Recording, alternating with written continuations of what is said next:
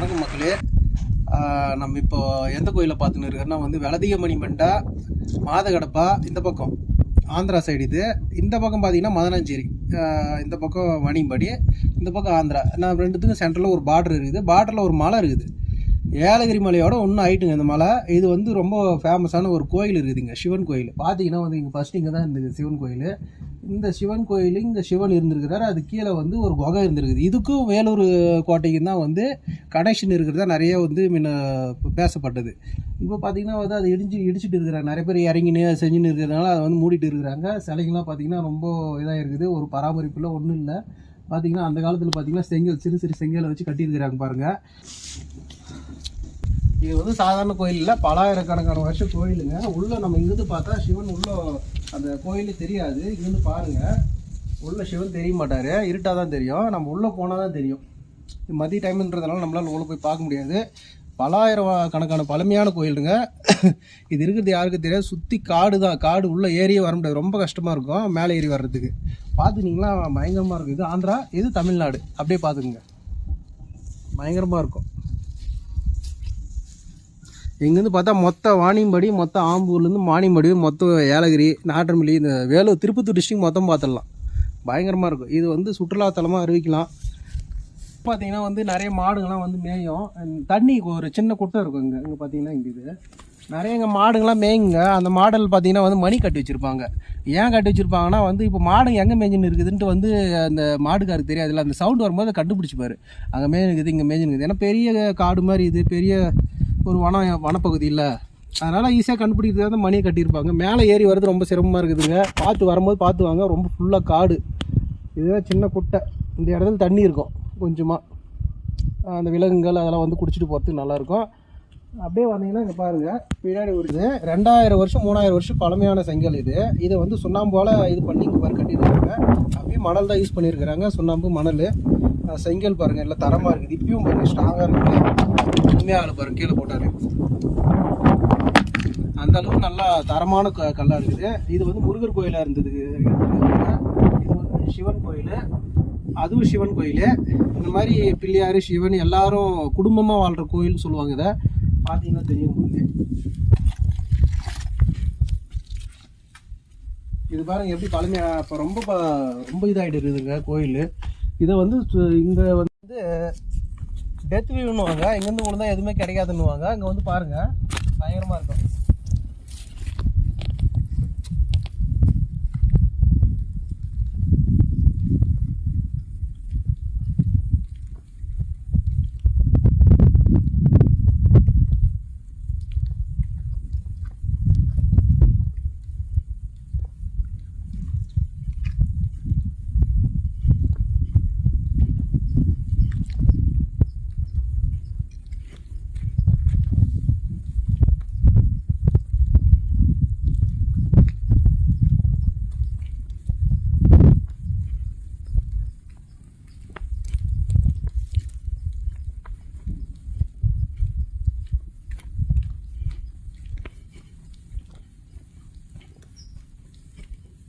இங்கேருந்து பார்த்தீங்கன்னா தெரியும், மலையோட அழகை நீங்கள் பயங்கரமாக ரசிக்கலாம். செம்மையாக இருக்கும். அந்த கல்லெல்லாம் பார்த்தீங்கன்னா அந்த காலத்தில் ராஜாக்கள் வாழ்ந்தது, அதெல்லாம் இடிஞ்சு விழுந்துருந்துருக்குது. ராஜா வந்து ஒரு அவசரம்னும் போது வந்து அந்த குகையில் தான் வந்து தப்பிச்சு போவாங்களாம். அதுக்காக தான் அதை கட்டி வச்சுருக்கிறாங்க. இங்கேருந்து வேலூர் கோட்டைக்கு அது வந்து கனெக்ஷன் இருக்குதுன்றாங்க. அது உண்மையாக போயான்னு நம்மளுக்கு தெரியல.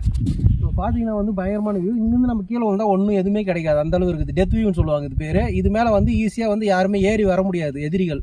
அதனால தான் இங்கே தான் வந்து மண்டபம் இது பெரிய பெரிய இதை கட்டி வந்து இங்கே வாழ்ந்துருக்குறாங்க ராணி ராஜாக்கள்லாம். பயங்கரமாக இருக்குது. இங்கே அவ்வளோ சீக்கிரம் வந்து யாருமே மேலே ஏறி வர முடியாது. இப்போ தான் வந்து ஓரளவு கல்லெல்லாம் ரெடி பண்ணி மேலே வரத்துக்கு ஒரு வழி இருக்குது.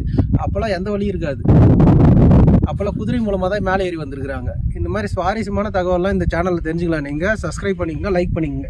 இல்லை வழி பார்த்தீங்கன்னா இப்போ தான் போட்டிருக்கிறாங்க. எப்படி ஏறி வர்றது, இதுக்கு எங்கே வழின்னு எனக்கு தெரில. அந்த இடத்துல வந்து சாமி காலடி தடம் இருக்குதுன்னாங்க, அதுவும் காணாமல் போயிடுச்சு. முன்ன வரும்போது இருந்துச்சு, முருகர் வந்து அந்த இடத்துல காலடி தடம் வச்சது அப்படியே இருக்கும். இப்போ இல்லை, இந்த இடத்துல வழியே இல்லை. இது காங்கிரீட் போட்டு இப்போ ஏறத்துக்கு வச்சுக்கிறாங்க. இது படி இல்லை, ஒன்றும் இல்லை. எப்படி மக்கள் ஏறுவாங்க மேலே, எப்படி ஏறி இருப்பாங்கன்னு எனக்கு இப்போ வரைக்கும் ஒரு அதிசயமாகவே இருக்குதுங்க. ஆனால்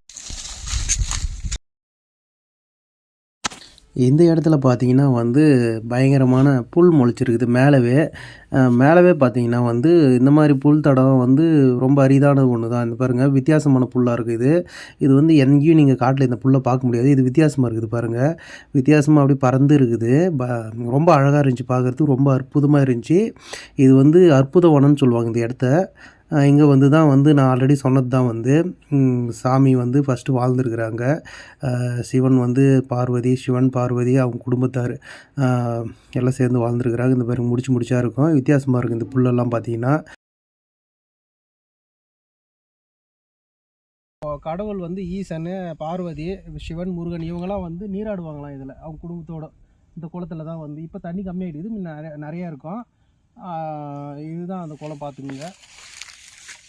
நல்லா இருக்கும். மேலே பச்சை பசேல்னு நல்லா இடம் பாருங்கள், சூப்பராக இருக்கும். வழியே இருக்காது. வழி நம்ம தான் யாருமே வர்றதில்லை, பராமரிப்பு இல்லை, ஒன்றும் இல்லை.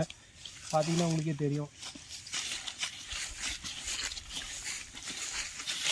வரும்போது வழி கீழே நம்ம வந்து இப்போ ஸ்டார்டிங்கே பார்த்தீங்கன்னா வந்து விநாயகர், முருகன், மயில் வந்து பார்த்துட்டு தான் நம்ம மேலே போக முடியும். அவங்க கீழே வாழ்வாங்க. அவங்க அம்மா அப்பா அதாவது பார்வதி சிவன் வந்து மேலே வாழ்வாங்க. பார்த்தீங்கன்னா தெரியும், பக்கத்துலேயே குளம் இருக்கும். இவங்க இங்கே தான் ஒன்றா வாழ்ந்துருக்குறாங்க நிம்மதியாக. ஒரு வழியாக நம்ம மேலே எல்லாத்தையும் பார்த்து முடிச்சிட்டோம். கீழே பார்த்தீங்கன்னா வந்து 3 சிலை பார்த்துருப்பீங்க. ஒன்று விநாயகர், ஒன்று முருகர். அதுக்கு பக்கத்துலேயே பார்த்தீங்கன்னா அங்கே பாருங்கள், அதுக்கு பக்கத்துலேயே பார்த்தீங்கன்னா மயில் இருக்கும். 3 பேர் கீழே இருப்பாங்க. மேலே அவங்க தந்தை தாய்க்கு வந்து கோயில் இருக்கும். அப்படியே இப்போ கீழே போனீங்கன்னா இப்போ ஒரு கேட் போட்டிருக்குறாங்க பாருங்கள். இப்போ தான் ரீசெண்டாக போட்டிருக்குறாங்க இதை. அங்கே பார்த்தீங்கன்னா அந்த பயங்கரமான பெரிய பாறையாக இருக்குது பாருங்கள். இது ஒரே ஒரு பாறை தான் பயங்கர பெருசாக இருக்குது. பார்க்கவே பிரமிப்பாக இருந்துச்சு எனக்கு. அதுக்கு சென்டரில் ஒரு படிக்கட்டு மாதிரி போயிட்டு மேலே போகிறதுக்கு வழி. ஆனால் அந்த வழியில் பக்கம் போனோங்க நாங்கள் வழி கிடைக்கல. இப்போ கேட்டை மூடிட்டு நாங்கள் கீழே இறங்குறேன் பாருங்கள் படிக்கட்டு எப்படி இருக்குதுன்ட்டு. இப்போ கல்லால் தான் வச்சுருக்குறாங்க இப்போ ரீசெண்டாக இதை. முன்னெல்லாம் அவ்வளோவா இது கூட இருக்காது. மேலே ஏறி வர்றதுக்கு ரொம்ப ஆபத்தாக இருக்கும். ஸ்ட்ரைட்டாக இருக்கும். கொஞ்சம் ஜாகிரதையாக வரவங்க பார்க்க ஆசைப்பட்றவங்க ஜாகிரதையாக வாங்க. நம்ம நடக்கும்போது ஸ்லிப் ஆகும். அதே மாதிரி சில கல்லெல்லாம் வந்து கீழே வந்து பேர்ந்துருக்கும். அது வந்து பேலன்ஸ் இல்லாமல் இருக்கும். வழியெல்லாம் பார்த்திங்கன்னா உங்களுக்கே தெரியும். பாறை மேலே தான் மேக்ஸிமம் நடந்து வர மாதிரி இருக்கும். அப்புறம் காடு ஒரு பாதி இடத்துல வந்து நம்ம காட்டுக்குள்ளே தான் வந்து வழியாக இருக்கும். அதுலேயும் சேஃப்டியாக வரணும். இப்போ இந்த காலை வைக்கிறோம் பார்த்திங்களா, அது பாருங்கள் ஷேக் ஆகுது பாருங்கள் கல். இந்த மாதிரி ஷேக் ஆகி திடீர்னு பிறண்டிச்சுன்னா கீழே வந்தீங்கன்னா உயிர் பொழைக்கிறது ரொம்ப கஷ்டமாக இருக்கும் அந்த இடம். ஸோ சேஃப்டியாக காலை வைங்க, ரொம்ப ஜாகிரதையாக இருங்க. உங்களுக்கு இதை முன்கூட்டியே நான் தெரிவிக்கிறேன். அப்படியே நடந்து போய்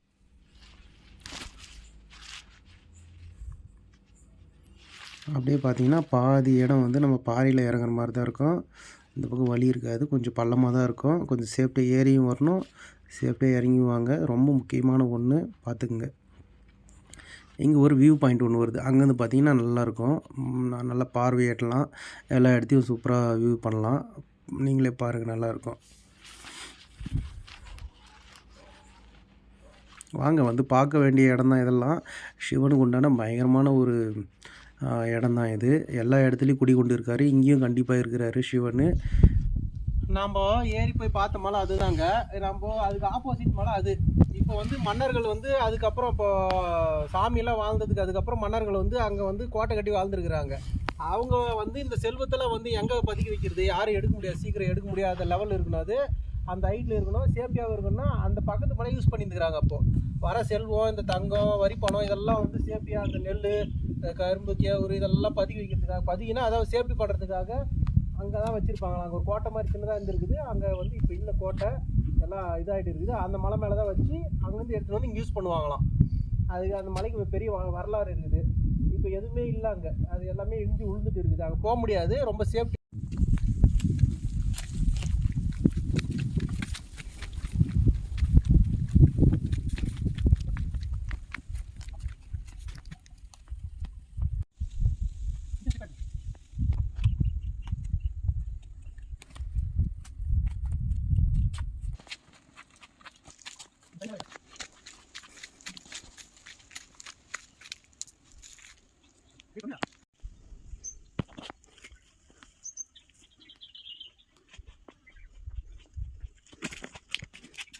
Ada yang